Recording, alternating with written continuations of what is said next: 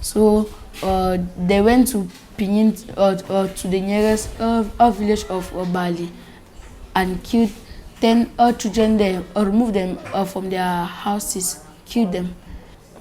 I came here because there was crisis in my village. So in my village there was war. I've witnessed how that they are killing people. I prefer here because there's no war here, there's no sound of gun.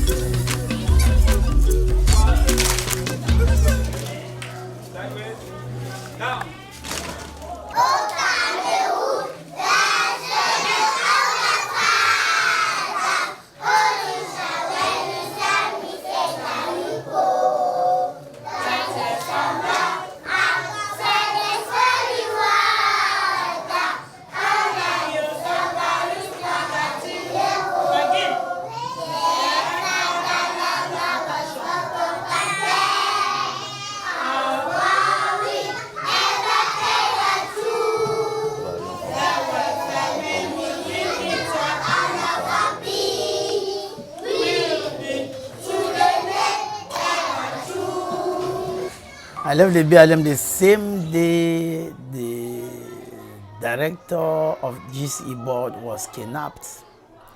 It's an uncle, Professor Leke Tambo. It's an uncle. I was in the BLM that day. I thank God I escaped and I arrived here safely. Since then, I've not set foot in my own village. And of course, we had a program of planting palms. We had bought seedlings, 350 seedlings to plant. They dried up there, nobody could put them in the ground. I'd hired somebody from Bamenda to stay in the compound and be working, taking care of the compound. Since my mother died, my father was a polygamous man. He had 3 wives, and 1 is still alive. So I wanted somebody to take care of her and take care of the compound. All those things are destroyed. Always send me pictures once in a while to show me every investment is gone. Nobody can go, they were afraid. Bullets don't know a friend or a fool. So that is it. So it has not been a very good situation. We have lost a lot. And then, the press has not helped us in Cameroon. The press has not helped us. When you see it on television and say, il faut ratisser, ratisser, the Anglophone does not have the meaning of ratisser as you may think. He believes that you are calling him rats and that they should be killed as rats. When they came, the greatest problem was accommodation and feeding. And then children to go to school. Some have not been going to school. So it was not easy to sort out these things. But I will thank God for Mon Avenir. I don't know who actually introduced that man to us, but one day he came and he started assisting sometimes with foodstuff, books, and so on. As a pastor, we are trained to assist people. And actually, in 2017, a great number of internally displaced people came into Bonaberi. Most of them came with children. Most of them were pregnant women, old people, had nowhere to lay their heads. So we felt that we could do our own little best. I had classrooms that children used only during the day.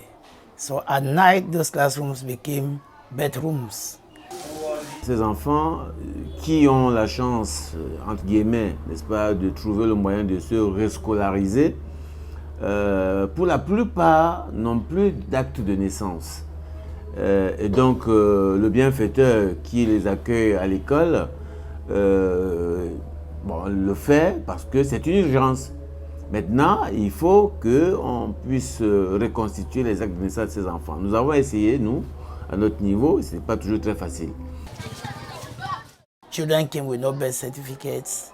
I will also say the council did a great job issuing children birth certificates, especially those that were in examination classes. It was actually a crash program, and the council did so much.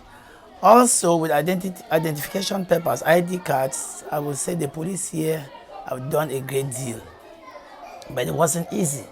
You know, to issue an identification paper, you must prove that you are a Cameroonian. La crainte, c'est que pour ceux qui ont des parents, qu'ils soient tentés, parce qu'on le sait que ça se fabrique des faux documents, qu'ils soient tentés de fabriquer des faux documents qui plus tard vont compromettre encore plus leur avenir, parce que quand il faudra passer à un certain niveau et qu'il va falloir justifier officiellement, n'est-ce pas, leur pièce, leur acte de naissance, et qu'on découvre qu'en réalité c'est un faux, mais ce serait plus grave encore. And one thing, we tried to send some of them to these farming villages like Suza, Penamboko, even though the reports there are not so clement, they're not so good. One told me they are paid 10,000 francs a month. With 10,000 francs, you cannot send your wife to the market. She will divorce you. But here we are, where somebody works for a whole month, maybe taking care of animals, and he's being paid 10,000 francs.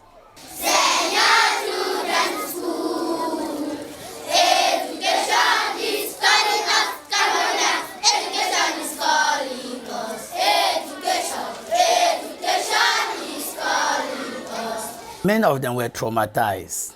They came with horrors of war. Whenever they were talking about their situation, most of them wept, and they could move you to tears.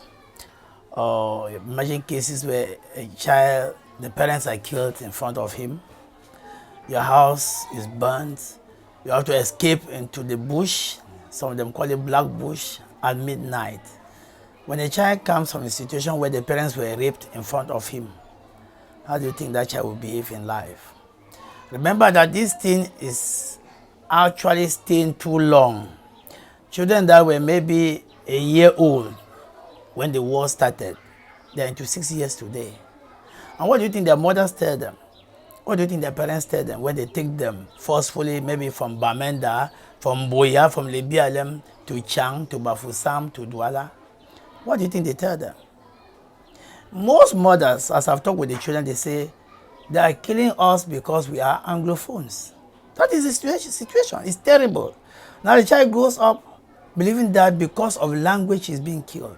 Ce qu'on constate aujourd'hui, c'est, on va dire, deux catégories d'enfants. Quand on les interroge, quand on discute avec ce public-là, c'est ceux qui vous évitent dans la discussion concernant leur situation, qui ne veulent pas du tout en parler, à la limite qui se sentent un peu gênés, n'est-ce pas, qu'on leur parle d'une crise quelconque, de comment ils sont, d'où ils viennent. Et ceux qui en parlent, qui racontent avec beaucoup d'aisance et de facilité, n'est-ce pas, leurs problèmes, leur situation, les faits vécus, et ça, sans être spécialiste psychologue, je crois que ça appelle quand même à interroger les postures psychologiques de ces deux catégories d'enfants. D'un côté, il y a la banalisation des faits qui pourraient ressurgir, n'est-ce pas, 10 ans, 20 ans plus tard, de constater que ce que je pensais si simple, c'est plutôt grave. Et un autre qui a gardé, n'est-ce pas, ces choses-là, ces films vécus, qui n'en a pas parlé pendant longtemps et qui donc a développé une certaine rancœur qui pourrait, n'est-ce pas, ressurgir plus tard sous forme de conflit intrapersonnel.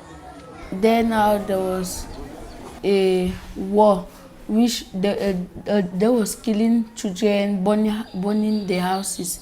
So now that was why that we traveled to Douala here.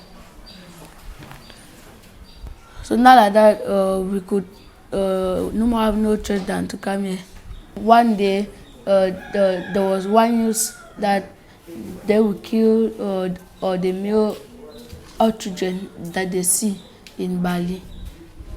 So they went to Pinyin, to the nearest village of Bali, and killed 10 children there, or removed them from their houses, killed them. Then my mother said no, she don't want that they should kill me. So now I shouldn't pay my transport. I travel here to Douala now, or to come to school. They were shooting down and burning houses, and we were running. And they said they'll kill the male children, and we will take our blanket and enter the bush and cover it and sleep inside the bush.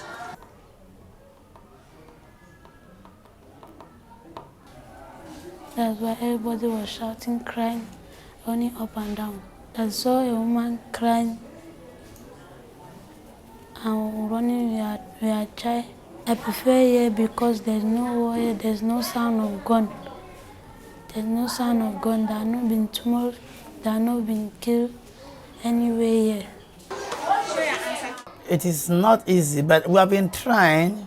We pray with them. We have given them, most of them are on scholarship. And on that, I really appreciate the principal of the Lycée de Bona Sama. That lady has a golden heart.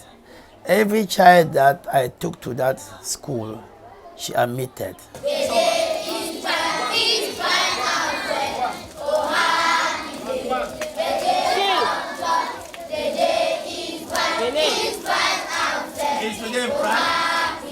Il ne faut pas nécessairement que ces enfants grandissent avec l'idée qu'ils sont partis d'un endroit et qu'ils doivent repartir à cet endroit. Ça aussi, c'est un souci. Je crois qu'il faut développer, pour trouver le moyen de développer chez ces enfants-là, et donc du coup, n'est-ce pas, dans la communauté, l'idée d'intégration, l'idée d'être chez soi. Que les enfants ne grandissent pas avec « Ah, on s'est retrouvés là parce qu'il y avait une crise basée sur la langue », ce qui est une catastrophe quand même pour notre pays. We're all children of one nation, Cameroun. There were people who entered as Anglophones in lycée and came out as Francophones, in certificate-wise. There are some people entered as Francophones and came out as Anglophones in lycée Bilingue de Moliko. We're one Cameroon. I think the problem is political, because socially, I don't see any problem between an Anglophone and a Francophone in this country. UN was made to put an end to war, to violence.